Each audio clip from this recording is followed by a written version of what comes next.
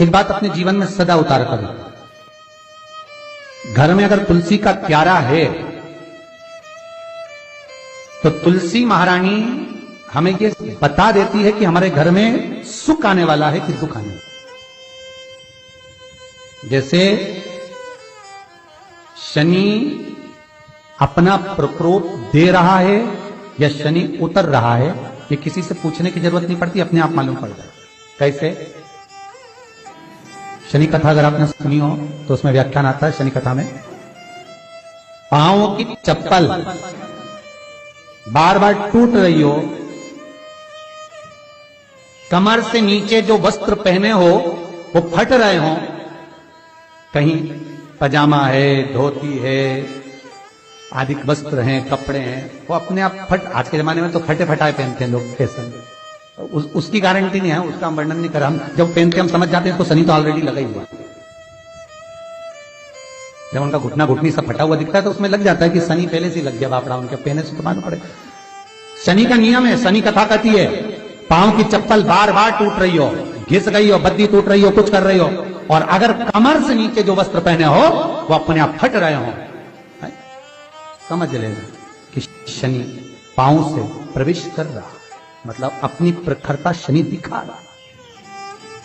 किसी मंदिर में गए महाराज और वहां जाने पर चप्पल चली गई तो समझ लेना शनि की कुदृष्टि अब पड़ना बंद होना चालू हो गया। कितना सुंदर कहा है महाराज। जूता चप्पल आज के जमाने में तो फैशन हो गई साहब, घर की चप्पल अलग होती है, बाहर की चप्पल होती है, लोग घर में चप्पल किचन तक में पहन के जाते हैं। अरे पानी ले जाओ सीओर से,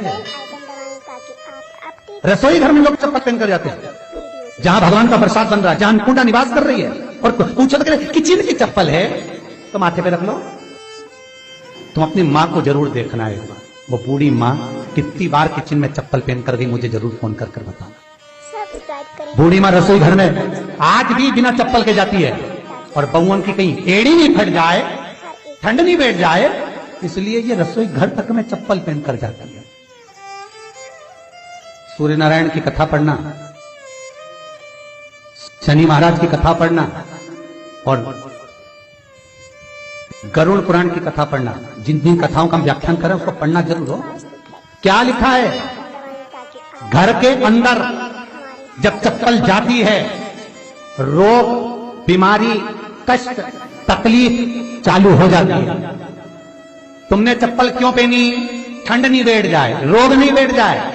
घर के अंदर उतना बढ़ गया, एक कालीन बिछा दो, एक दरी बिछा दो, मोटा आसन बिछा दो, जिस पर तुम चल लो। जरूरी है, कई कई लोगों को हमने ये भी देखा कि कालीन पर भी चप्पल पहन के चलते,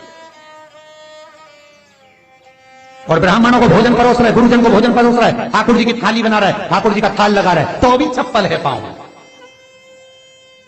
तेरा क्या होगा रे कालिया, क्या होगा?